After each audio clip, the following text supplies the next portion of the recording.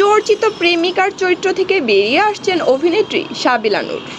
ঈদে মুক্তি পাওয়া গোলাম মামুন সিরিজের এক চৌকস গোয়েন্দা কর্মকর্তা চরিত্রে অভিনয় করে নজর কেড়েছেন তিনি। সাবিলা নূরকে বরাবর প্রেমিকা চরিত্রে দেখেছেন দর্শক। রোমান্টিক নাটকের নিয়মিত মুখ সাবিলা বছর 3 ধরে নিজেকে ভাঙছেন গড়ছেন। গদবাঁধা প্রেমের নাটকের বাইরে একের পর এক বৈচিত্র্যময় চরিত্রে নিজেকে মেলে ধরেছেন। সাবিলার কেরিয়ারের এই বাঁকবদলটা ক্রমেই প্রকাশ্যে আসতে থাকে। পবিত্র ঈদুল আজহায় হইচয়ে মুক্তি পাওয়া গোলাম মামুন সিরিজে গোয়েন্দা কর্মকর্তা রাহি চরিত্রে আলাদাভাবে নজর কেড়েছেন তিনি। পরিপাটি পোশাক, হাতে পিস্তল, চোখে মুখে দৃঢ়তার সাবিলাকে দেখে দর্শকদের কেউ কেউ বলছেন এমন সাবিলাকে আগে কখনোই দেখা যায়নি। এক দর্শক ফেসবুকে লিখেছেন, এতটা সাবলীলভাবে অভিনয়ে সাবিলাকে এর আগে দেখা যায়নি, আমি অন্তত দেখিনি।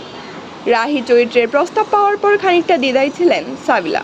ভেবেছিলেন এমন চ্যালেঞ্জিং চরিত্র ঠিকমতো তুলে ধরতে পারবেন কিনা। শেষ পর্যন্ত চ্যালেঞ্জটা নিয়েই ছেড়েছেন।